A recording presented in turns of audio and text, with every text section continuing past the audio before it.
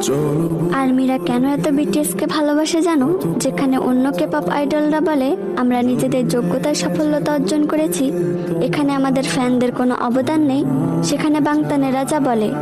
RM বলেছিল আমি সবসময় মনে রাখবো আমাদের সফলতার সবচেয়ে বড় কারণ আর্মি।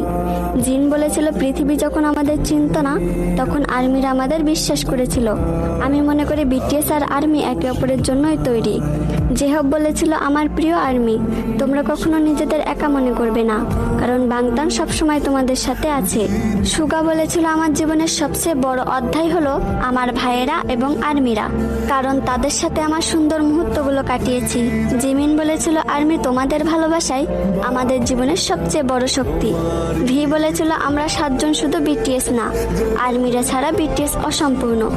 জাংকুক বলেছিল আমি যত বড় মঞ্চে দাঁড়াই না কেন, মনে থাকবে এই জায়গায় পৌঁছাতে আর্মিদের অবদান আছে।